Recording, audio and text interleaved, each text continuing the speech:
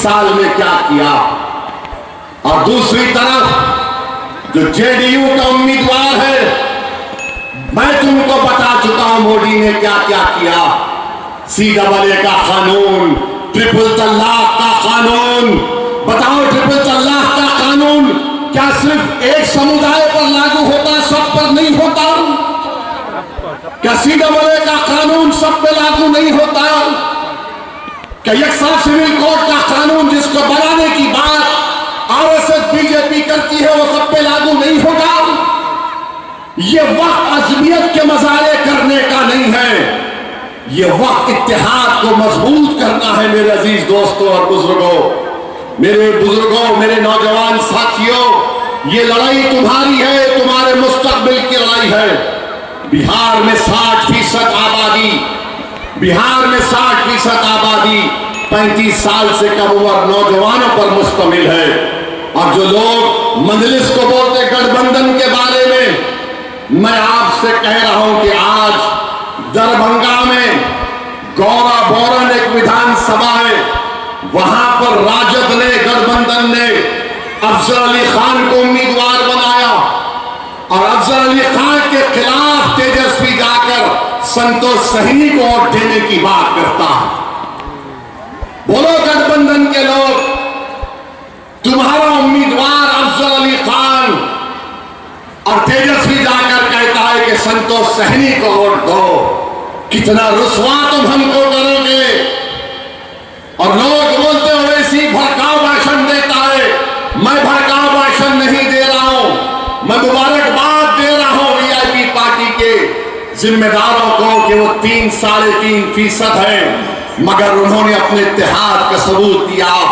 17% अल्पसंख्यक समाज मुसलमान है, बिहार में सबसे बड़ा समाज है, मगर आज आप देख लीजिए कि किसी के मुंह में जबान तो है मगर बोलने की जरूरत नहीं है, बोलने की जरूरत नहीं है।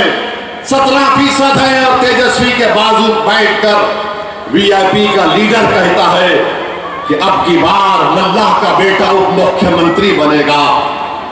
मैं आपसे वादा कर रहा हूं, अगर मल्लाह का बेटा उप मुख्यमंत्री बनेगा तो बताओ मेरे अमूल की जनता, क्या अब्दुल्लाह का बेटा मुख्यमंत्री नहीं बन सकता?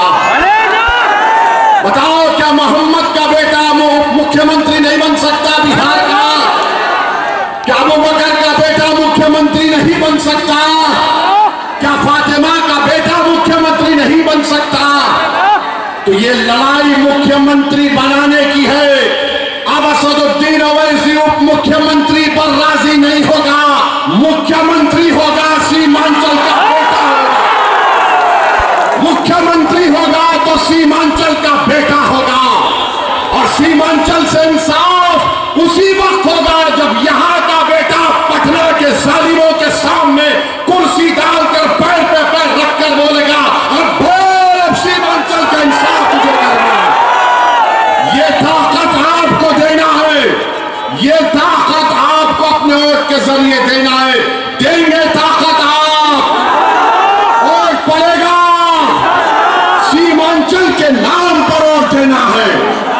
इसीलिए आज आप देखते हैं कि बौखलाहट का शिकार होकर एक तरफ से मोदी और नीतीश कुमार, दूसरी तरफ से वो 30 साल के निकम्मे साहब, दोनों मिलकर करोलीमान के खिलाफ दो महाजों पर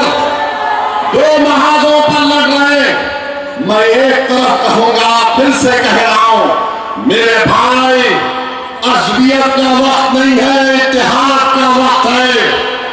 याद रखो, तुम्हारी शनाख्त सुरजापुरी भी है, तुम्हारी शनाख्त तुलैया भी है, तुम्हारी शनाख्त शेरशाहबादी भी है। बराबर उस पर कायम रहो और फख्र से कहो। मगर याद रखो, जिंदगी में ऐसे लम्हे भी आते जहां पर हमको ये बताना पड़ेगा। अगर कोई कहता है कि ओवैसी हैदराबाद से आया, मुझे आज किसी ने पूछा इसका क्या जवाब दे, मैंने कहा उसका एक ही जवाब दे भाई, तू उसको बोल हाँ हैदराबाद से आया, मगर मेरा उसका रिश्ता ये है, वो रिश्ता जिसको रब्बे की बुनियाद पर कायम किया जो खून के रिश्ते से बढ़कर है। मैं तुमको उसका वास्ता दे रहा हूं मेरे भाई, मैं तुमको उसका वास्ता दे रहा हूं मेरी मां और बहनों। मैं तुम्हारा रिश्तेदार नहीं हूं, मगर मैं वो शख्स जरूर हूं अपने गुनाहों के बावजूद भी कि अगर तुमको कोई तकलीफ पहुंचती है तो यकीनन मेरे आंख में आंसू आते हैं, यकीनन मेरे जो दिमाग में तकलीफ होती है।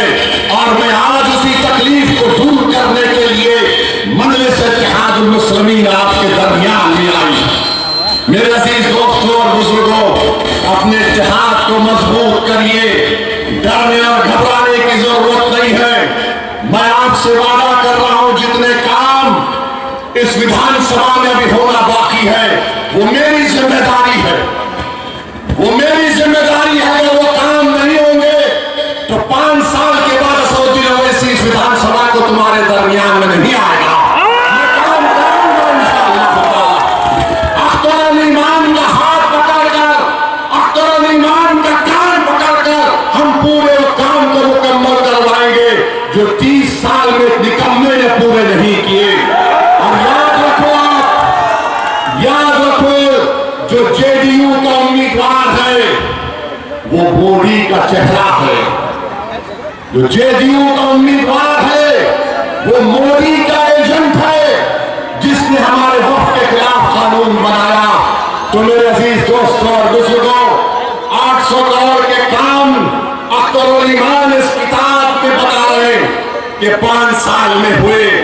इंशाअल्लाह ताला आपका साथ रहा तो इंशाअल्लाह 5 साल में उससे ज्यादा काम कराएंगे। अगर सरकार नहीं कराएगी तो फिर क्या होगा, वो सरकार की जिम्मेदारी होगी। बहरहाल मेरे अमूर की जनता, आज आप यहां पर आए, आपका बहुत बहुत शुक्रिया। तो क्या आप 11 तारीख के दिन मोहम्मद के बेटे को मुख्यमंत्री बनाएंगे? क्या आप अब्दुल्ला के बेटे को मुख्यमंत्री बनाएंगे?